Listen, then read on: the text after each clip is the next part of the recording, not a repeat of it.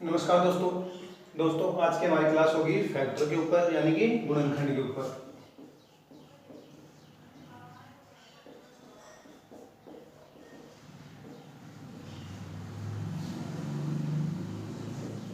दोस्तों की फैक्टर क्या होता है, फिर दोस्तों की अभाज्य फैक्टर, अभाज्य गुणनखंड या फिर प्राइम फैक्टर।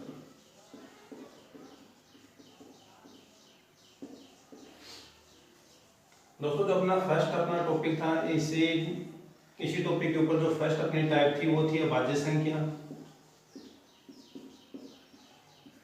यानी कि प्राइम नंबर। फिर दोस्तों पढ़ा था कि भाज्य संख्या या संयुक्त संख्या या यौगिक संख्या यानी दोस्तों कॉम्पोजिट नंबर। दोस्तों अपनी यूनिट सेकंड था।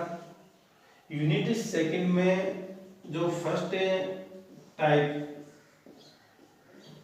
वो प्राइम नंबर के ऊपर थे। फिर दोस्तों जो सेकंड टाइप थी वो कंपोजिट नंबर या फिर भाज्य संख्या के ऊपर। अब दोस्तों यूनिट सेकंड के अंदर जो आज की जो थर्ड टाइप होगी, और यूनिट सेकंड में जो थर्ड टाइप है दोस्तों वो है फैक्टर और या फिर गुणनखंड और अभाज्य गुणनखंड के ऊपर, या फिर फैक्टर या प्राइम फैक्टर क्या होता है। तो दोस्तों सबसे पहले point two point view of exam, ये जो टाइप अपनी थर्ड है यूनिट सेकंड से, वेरी इंपॉर्टेंट टाइप। दोस्तों लास्ट के जितने भी एग्जाम है उनमें जो फैक्टर के ऊपर एक क्वेश्चन कन्फर्म है एग्जाम में। तो दोस्तों सबसे पहले आज की क्लास में कि फैक्टर क्या होता है, फिर दोस्तों प्राइम फैक्टर क्या होता है, फिर दोस्तों एक और आता है कि सर्वसंभव। दोस्तों एक फैक्टर होता है सर्वसंभव, कि सर्वसंभव फैक्टर क्या होता है। तो दोस्तों आज की क्लास स्टार्ट करते हैं कि सबसे पहले कि फैक्टर क्या होता है।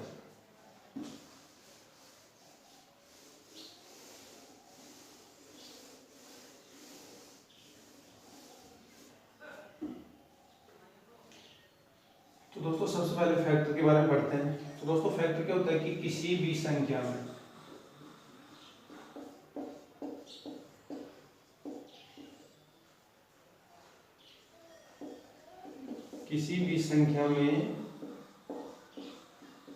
जिन जिन संख्याओं का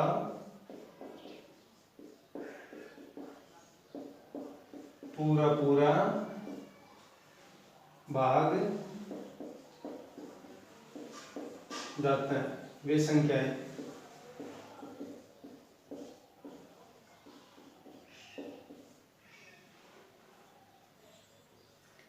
वे सभी संख्याएं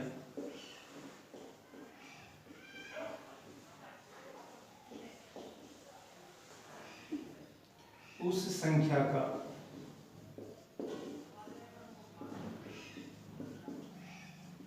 गुणनखंड या फैक्टर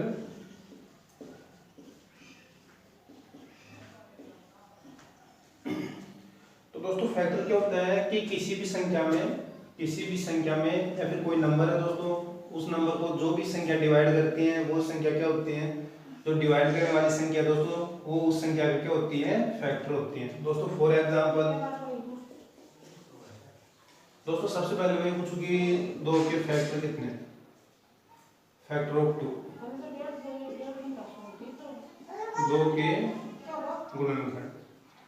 तो दोस्तों 2 को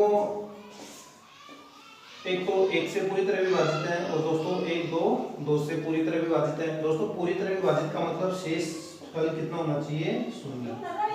दोस्तों 2 को अगर मैं 1 से विभाजित करता हूं तो शेषफल कितना आएगा, 0। दोस्तों 2 को अगर 2 से डिवाइड करता हूं तो शेषफल कितना आएगा, 0।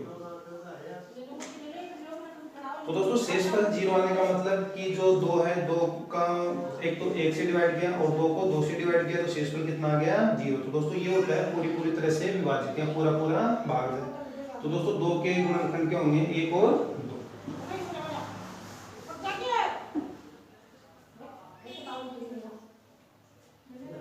दोस्तों फिर मैं लिखता हूँ कि 12 के गुणनखंड।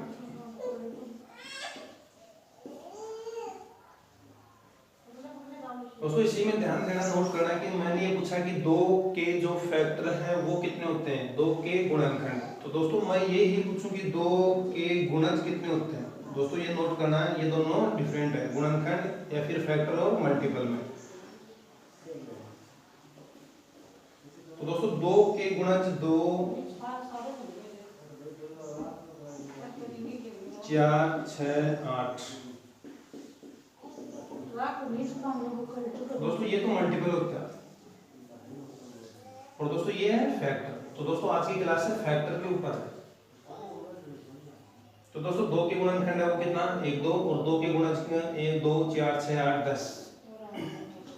फिर दोस्तों अगर मैं ये कि जैसे अपने पास में 12 है, एक संख्या है 12 और मैं ये पूछूं दोस्तों 12 के फैक्टर क्या है।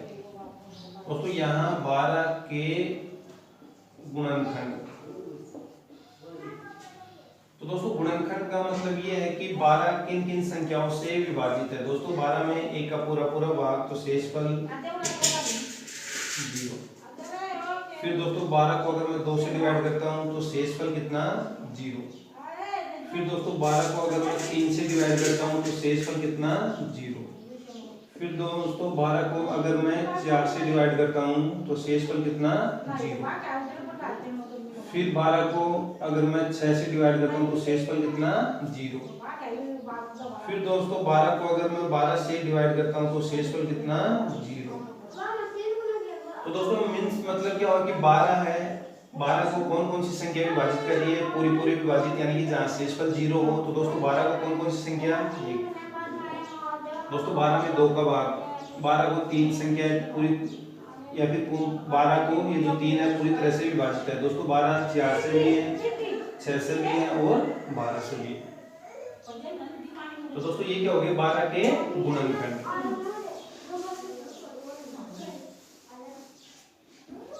दोस्तों मैं यहाँ लिखूंगी 15 के गुणनखंड। दोस्तों 15 को कौन सी संख्या विभाजित करेगी। तो दोस्तों 15 1 3 5 और 15। यानी कि दोस्तों अगर 15 को मैं 1 से डिवाइड करता हूं तो अपना शेषफल क्या होगा 0। अगर दोस्तों मैं 15 को 3 से डिवाइड करता हूं तो शेषफल कितना होगा 0।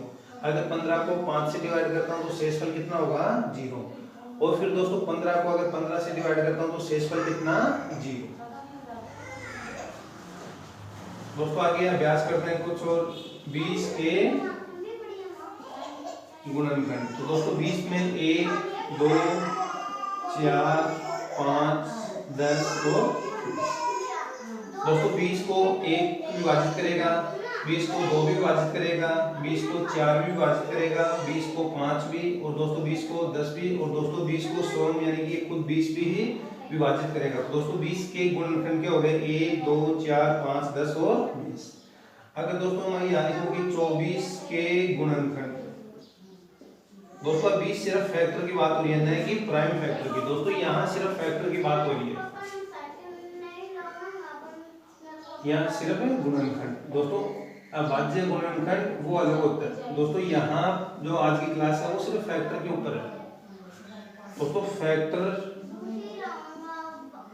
और प्राइम फैक्टर दोनों में डिफरेंस है। दोस्तों फैक्टर सिर्फ होता है गुणनखंड और दोस्तों जो प्राइम फैक्टर होता है ये होता है अभाज्य गुणनखंड। अभाज्य गुणनखंड। तो दोस्तों आज की क्लास अपनी फैक्टर के ऊपर है।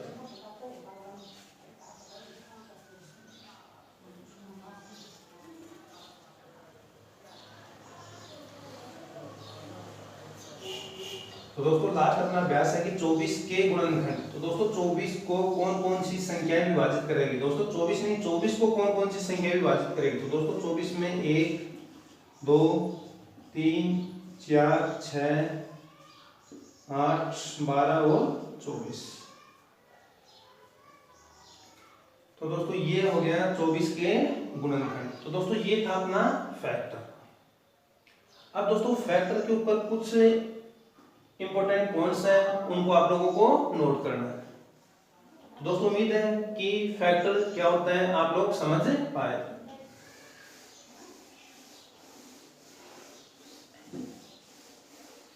अब दोस्तों यहां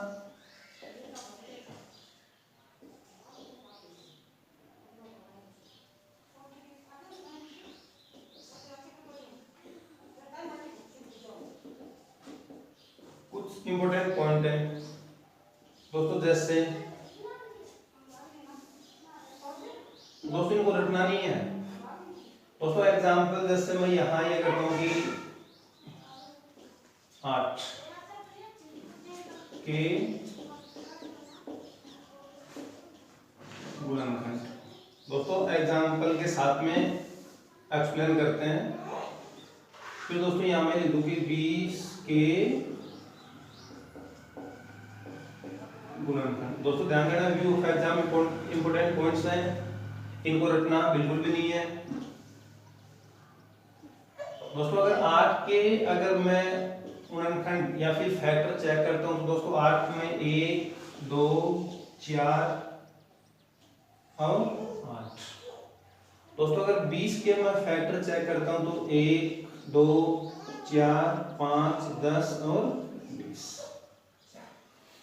तो दोस्तों यहां क्या निष्कर्ष निकला, जो पॉइंट अपना फर्स्ट, किसी भी संख्या का जो फैक्टर है या दोस्तों किसी भी संख्या का गुणनखंड है, यानी कि सबसे छोटा गुणनखंड। दोस्तों यहां ध्यान देना कि 8 के गुणनखंड, या फिर दोस्तों ध्यान से सीखना है, ये ही है। सबसे पहले मैं डालता हूं कि 8 के गुणनखंड। तो दोस्तों ये है 1, 2, 4 और 8। दोस्तों मैं लिखता हूं कि 5 के गुणनखंड। दोस्तों 1 और 5। दोस्तों मैं अगर ये लिखूं कि 10 के गुणनखंड, तो दोस्तों 10 का 1, 2, 5 और 10। तो दोस्तों क्या निष्कर्ष निकला है, पॉइंट फर्स्ट। दोस्तों जैसे ही मैंने 8 के फैक्टर चेक किए तो यहाँ सबसे छोटा फैक्टर कितना है, 1, और सबसे बड़ा फैक्टर कितना है, 8। दोस्तों जैसे ही मैंने 5 के फैक्टर चेक किए या फिर 5 के गुणनखंड चेक किए तो सबसे छोटा है 1 और सबसे बड़ा 5। दोस्तों जैसे ही मैंने 10 के फैक्टर चेक किए, सबसे छोटा 1 और सबसे बड़ा 10। दोस्तों एक और अभ्यास करते हैं, 24 के गुणनखंड।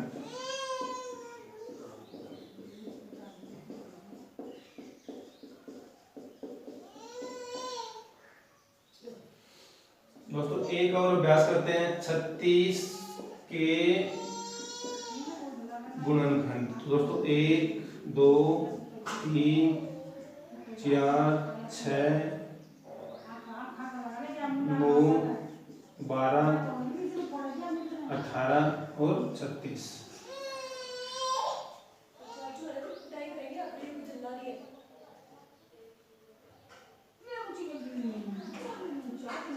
अब दोस्तों यहाँ जैसे 36 के फैक्टर है, सबसे छोटा कितना है, 1, और सबसे बड़ा कितना है, 36। तो दोस्तों पॉइंट फर्स्ट,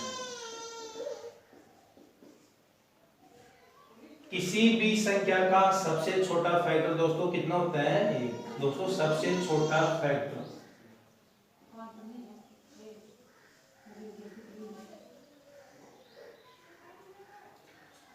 तो दोस्तों किसी भी संख्या का, किसी भी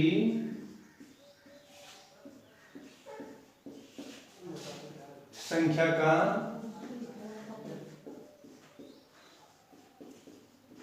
सबसे छोटा फैक्टर या गुणनखंड दोस्तों 1 होता है।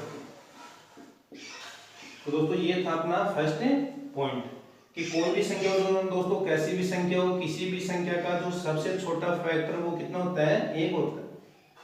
तो दोस्तों ये था पॉइंट अपना फर्स्ट।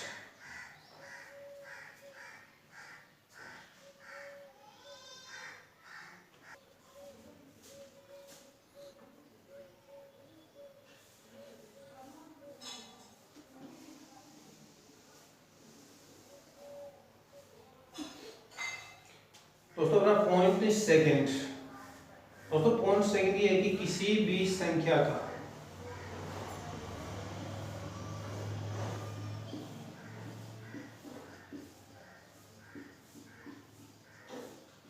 सबसे बड़ा फैक्टर या गुणनखंड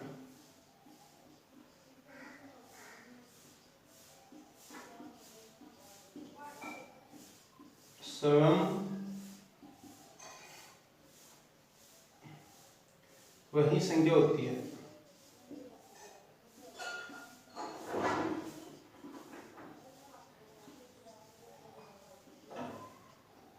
दोस्तों क्या डिस्कस करना अपना, यहाँ रखना कुछ भी नहीं है दोस्तों अपने को कि पॉइंट फर्स्ट है किसी संख्या का जो सबसे छोटा फैक्टर है वो एक होता है और सबसे बड़ा फैक्टर कितना है, स्वयं वही संख्या होती है। फॉर एग्जांपल दोस्तों अपने सामने एग्जांपल है कि मैं अगर पूछूं कि 8 का सबसे छोटा फैक्टर दोस्तों कितना 8, फिर दोस्तों 8 का सबसे बड़ा फैक्टर कितना है 8, यानी दोस्तों 8 का सबसे बड़ा फैक्टर स्वयं वही संख्या। फिर दोस्तों 5 का जो सबसे छोटा फैक्टर है वो कितना 5, और फिर दोस्तों 5 का जो सबसे बड़ा फैक्टर है वो कितना हो गया स्वयं 5 हो गया। दोस्तों 10 का सबसे छोटा फैक्टर कितना है 1 है, और दोस्तों 10 का जो सबसे बड़ा फैक्टर कितना है 10 है। 24 का सबसे छोटा फैक्टर कितना है 1 है, दोस्तों 24 का सबसे बड़ा फैक्टर कितना हो गया स्वयं यही संख्या हो गई। फिर दोस्तों अपने पास में है कि जो 36 है, 36 का जो सबसे छोटा फैक्टर है वो कितना 1 है, और दोस्तों 36 का जो सबसे बड़ा फैक्टर है वो कितना हो गया 36, यानी कि दोस्तों सबसे बड़ा फैक्टर खुद वो वही संख्या सेम संख्या होता है, और दोस्तों सबसे छोटा कितना होता है 1। तो दोस्तों ये अपना पॉइंट फर्स्ट और ये पॉइंट सेकंड। तो दोस्तों आप लोग सीख पाए कि सबसे छोटा और सबसे बड़ा फैक्टर क्या होता है। फिर दोस्तों अपना जो पॉइंट नंबर 3 है, तो दोस्तों इन दोनों जो ये या फिर ये दो पॉइंट है इनको नोट डाउन करना है। फिर दोस्तों अपना पॉइंट नंबर 3,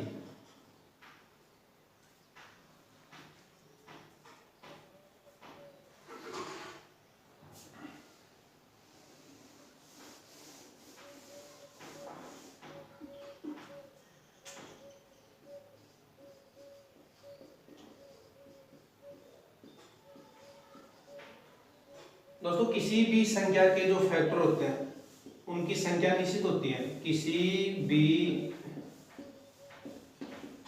संख्या के फैक्टर या गुणनखंडों की संख्या, फैक्टर या गुणनखंडों की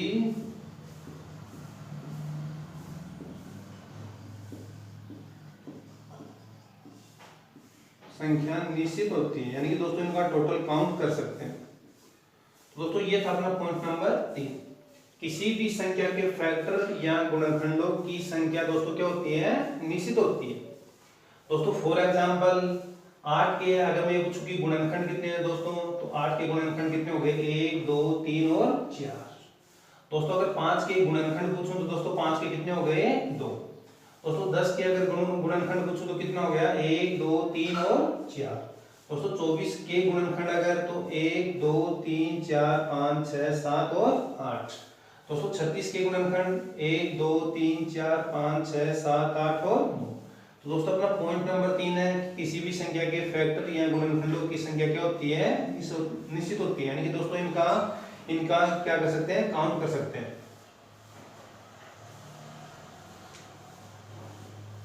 तो दोस्तों ये था अपना फैक्टर क्या होता है, सबसे छोटा फैक्टर क्या होता है, सबसे बड़ा फैक्टर क्या होता है। अब दोस्तों फैक्टर के ऊपर जो प्रैक्टिस क्वेश्चन है, दोस्तों उम्मीद करता हूं कि यहां तक आप लोग क्लास सीख पाए। अब दोस्तों अपना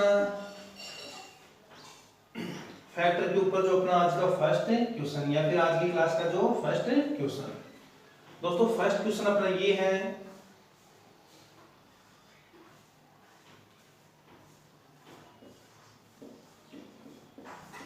8 के सभी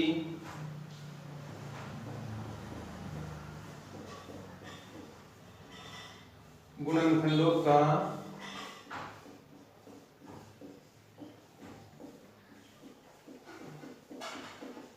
योग कितना होगा।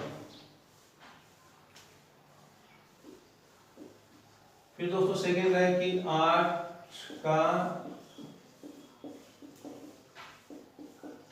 सबसे छोटा गुणनखंड होगा। फिर दोस्तों अपना थर्ड क्वेश्चन है कि 8 का सबसे बड़ा गुणनखंड होगा।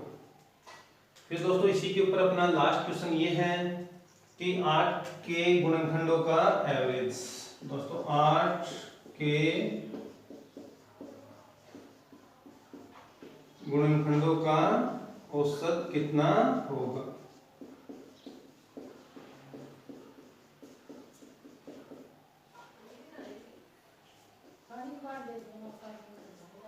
फिर दोस्तों 8 के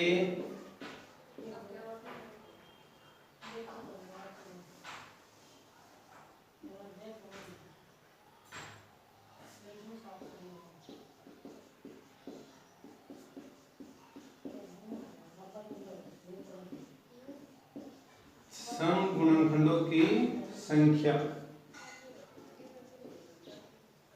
फिर दोस्तों अपना 6 नंबर अपना इसी क्वेश्चन के ऊपर 8 के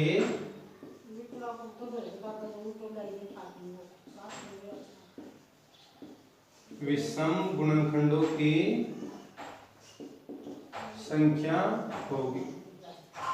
फिर दोस्तों लास्ट अपना क्वेश्चन है कि 8 के सभी गुणनखंडों की संख्या होगी।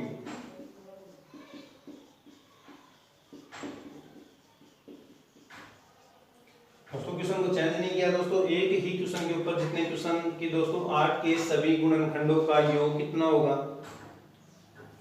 फिर दोस्तों 8 का सबसे छोटा गुणनखंड कितना होगा या कौन सा होगा। 8 का सबसे बड़ा जो फैक्टर है वो कौन सा होगा। 8 के जो फैक्टर है उनका एवरेज कितना होगा। 8 के जो इवन फैक्टर है उनकी संख्या कितनी होगी। फिर दोस्तों 8 के जो ओड फैक्टर हैं उनकी संख्या कितनी होगी, या फिर विषम जो गुणनखंड है उनकी संख्या कितनी होगी। फिर दोस्तों 8 के जो टोटल फैक्टर हैं उनकी संख्या कितनी होगी।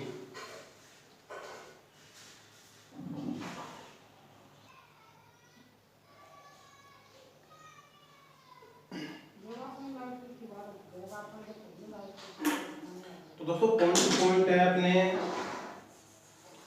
7 क्वेश्चन है, इनका आंसर करते हैं। दोस्तों उम्मीद है कि आप लोग भी कर पाओगे। दोस्तों सबसे पहले कि 8 के सभी गुणनखंडों का योग कितना होगा। तो दोस्तों 8 के जो फैक्टर है, दोस्तों सबसे पहले अपने को चेक करना है कि 8 के फैक्टर। तो दोस्तों 8 के जो फैक्टर हैं 1, 2, 4 और 8। दोस्तों 8 का जो फैक्टर है वो कितना 1, 2, 4 और 8। तो दोस्तों सबसे पहले 8 के सभी फैक्टर या फिर जो टोटल फैक्टर है उनकी संख्या कितनी होगी। दोस्तों 8 के सभी जो फैक्टर हैं, टोटल जो फैक्टर हैं उनकी संख्या कितनी होगी 1, 2, 3 और 4। तो दोस्तों जो लास्ट अपना आंसर होगा वो 4। फिर दोस्तों 8 के विषम फैक्टरों की संख्या कितनी होगी। दोस्तों 8 के जो ओड है या फिर विषम फैक्टर है उनकी संख्या कितनी होगी। तो दोस्तों ये सम है, ये भी सम है, ये भी सम है। तो दोस्तों विषम फैक्टर कितना है, सिर्फ 1 है। दोस्तों यहाँ संख्या पूछिए। फिर दोस्तों 8 के सम फैक्टरों के दोस्तों टोटल कितना है 4। दोस्तों 1 अगर सम है तो विषम कितने हैं दोस्तों, सम कितना है 1, 2 और 3।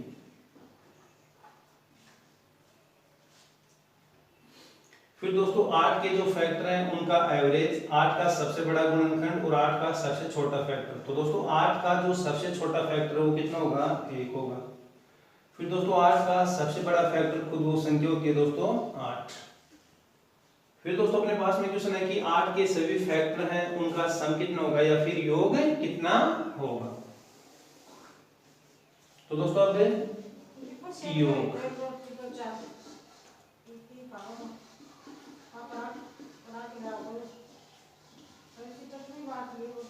तो दोस्तों योग कितना हो गया 15। फिर दोस्तों अपना कि एवरेज कितना है, दोस्तों average equal some by number of terms. तो दोस्तों सम तो कितना हो गया 15 या 15। फिर दोस्तों नंबर ऑफ टर्म्स वो कितना है 1 2 3 और 4। तो दोस्तों ये क्या आ गया अपना एवरेज। तो दोस्तों उम्मीद है कि आप लोग आज की क्लास सीख पाए। तो दोस्तों आज की क्लास थी कि अपना फैक्टर क्या है, सबसे छोटा फैक्टर क्या है और सबसे बड़ा फैक्टर क्या है, फैक्टर की संख्या कितनी होती है, उनका योग क्या होता है और उनका एवरेज कितना होता है।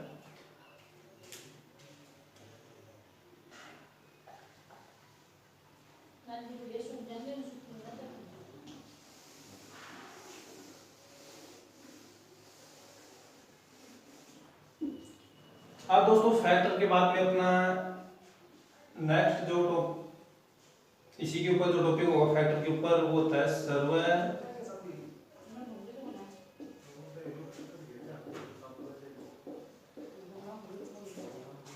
सर्वसंभव गुणनखंड। फिर दोस्तों होता है अपना अभाज्य गुणनखंड।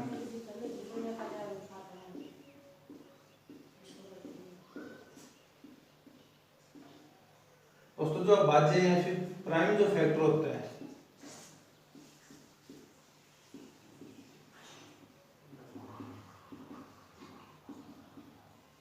दोस्तों ये क्या होता है, इनकी संख्या कितनी होती है। तो दोस्तों जो प्राइम फैक्टर है व्यू ऑफ एग्जाम,